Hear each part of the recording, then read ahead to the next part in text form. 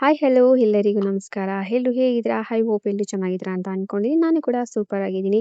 So ಇವತ್ತಿನ recipe ಬಂದು ಉಪ್ಸಾರು ಗೊಡ್ಗಾರ.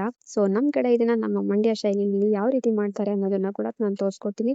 ಇದನ್ನ ನನಗೆ ನಮ್ಮ ಅಜ್ಜಿ ಹೇಳ್ಕೊಟ್ಟಿದ್ದಂಥ ರೆಸಿಪಿ ಇದು. ಸೊ ಹಂಗಾಗಿ ಇದನ್ನ ನಿಮ್ಮ ಜೊತೆ ಕೂಡ ಶೇರ್ ಮಾಡೋಣ ಅಂತ ಅನ್ಕೊಂಡಿದ್ದೀನಿ.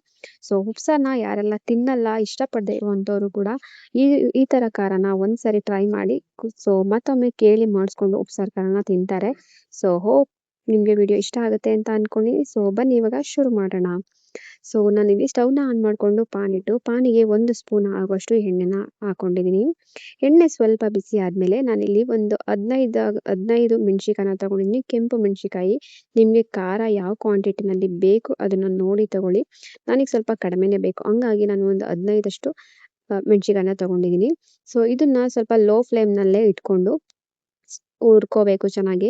ಸೊ ಎಣ್ಣೆ ಹಾಕೊಂಡು ಮೆಣಸಿಕಾಯಿನ ಹುರ್ಕೊಳ್ಳೋದ್ರಿಂದ ಟೇಸ್ಟು ಡಬಲ್ ಆಗುತ್ತೆ. ಸೊ ಹಂಗಾಗಿ ನಾನಿಲ್ಲಿ ಎಣ್ಣೆ ಹಾಕೊಂಡು ಹುರ್ಕೊಳ್ತಾ ಇದ್ದೀನಿ. ಸೊ ಊರುಗಳ ಕಡೆ ಎಲ್ಲ ಕೆಂಡದಲ್ಲಿ ಸುಟ್ಟು ಮಾಡ್ಕೊತಾ ಇದ್ರು. ಬಟ್ ಇವಾಗೆಲ್ಲ ಟ್ರೆಂಡಿಯಾಗಿ ಇವಾಗ ಯಾರ ಮನೆಯಲ್ಲೂ ಒಲೆ ಇಲ್ಲದೆ ಇರೋ ಕಾರಣ ಸೊ ಸ್ಟವ್ ಮೇಲೆ ಇಟ್ಕೊಂಡು ಎಣ್ಣೆ ಹಾಕಿ ಬಿಸಿ ಮಾಡ್ಕೊತಾರೆ. ಹಾಗಾಗಿ ನಾನು ಕೂಡ ಸ್ಟವ್ ಇಟ್ಕೊಂಡು ಎಣ್ಣೆ ಹಾಕಿ ಸ್ವಲ್ಪ ಚೆನ್ನಾಗಿ ಹುರ್ಕೊತಿದ್ದೀನಿ. ಇದನ್ನ ಲೋ ಫ್ಲೇಮ್ನಲ್ಲೇ ಹುರ್ಕೋಬೇಕು.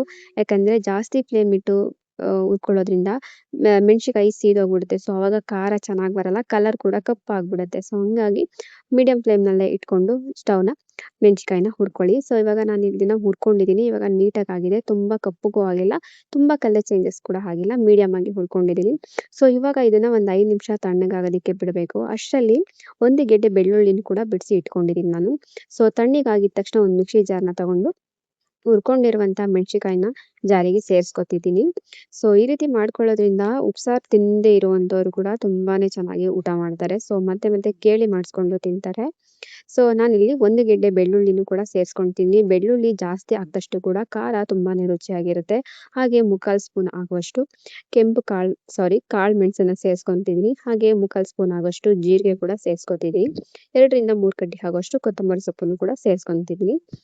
ಹಾಗೆ ರುಚಿಗೆ ಎಷ್ಟು ಬೇಕೋ ಅಷ್ಟು ಉಪ್ಪನ್ನು ಕೂಡ ಸೇರಿಸ್ಕೊತಿದ್ದೀನಿ. ಹಾಗೆ ಇಲ್ಲಿ ಸ್ವಲ್ಪ ಹುಣಸೆ ಹಣ್ಣನ್ನು ಕೂಡ ತಗೊಂಡಿದ್ದೀನಿ. ಸೊ ಖಾರಕ್ಕೆ ರುಚಿ ಕೊಡೋದೇ ಹುಣಸೆ ಹಣ್ಣು, ಹಾಗಾಗಿ ಅದನ್ನು ಕೂಡ ಸೇರಿಸ್ಕೊಂಡು ರುಬ್ಬೋದಕ್ಕೆ ಎಷ್ಟು ನೀರು ಬೇಕೋ ಅಷ್ಟು ನೀರನ್ನ ಕೂಡ ಸೇರಿಸ್ಕೊತಿದ್ದೀನಿ. ಸೊ ಇದನ್ನ ತುಂಬ ನುಣ್ಣಗೆ ಪೇಸ್ಟ್ ಮಾಡ್ಕೊಳ್ಳೋದಿಲ್ಲ ಅವಶ್ಯಕತೆ ಇಲ್ಲ. ಸೊ ಸ್ವಲ್ಪ ಕೆಲವರು ತುಂಬ ನುಣ್ಣಗೆ ಇಷ್ಟಪಡ್ತಾರೆ, ಕೆಲವರು ತರಿ ಇರೋದನ್ನ ಇಷ್ಟಪಡ್ತಾರೆ. ಬಟ್ ಮೀಡಿಯಮ್ ಆಗಿ ರುಬ್ಕೊಂಡ್ರೆ ತುಂಬಾನೇ ಚೆನ್ನಾಗಿರುತ್ತೆ. ಸೊ ನಾನಿಲ್ಲಿ ಮೀಡಿಯಮ್ ಆಗಿ ಸ್ವಲ್ಪನೇ ನೀರನ್ನ ಸೇರಿಸ್ಕೊಂಡು ರುಬ್ಕೋಬೇಕು. ಒಂದೇ ಸರಿ ನೀರು ಹಾಕಿ ರುಬ್ಕೊಳ್ಳೋದು ಚೆನ್ನಾಗಿರಲ್ಲ. ಸೊ ಹಂಗಾಗಿ ಸ್ವಲ್ಪ ಬಿಸಿನೀರನ್ನ ಸೇರಿಸ್ಕೊಂಡು ರುಬ್ಕೊಂಡು ಎತ್ತಿಟ್ಕೊಂಡಿದ್ದೀನಿ. ನೀವು ನೋಡ್ತಾ ಇರ್ಬೋದು ಖಾರ ಎಷ್ಟು ಕಲರ್ಫುಲ್ ಆಗಿ ಕಾಣಿಸ್ತಾ ಇದೆ ಅಂತ. ಸೊ ಇದನ್ನ ಉಪ್ಸಾರು ಜೊತೆಗೆ ತಿನ್ನೋದು ತುಂಬಾನೇ ರೂಢಿ.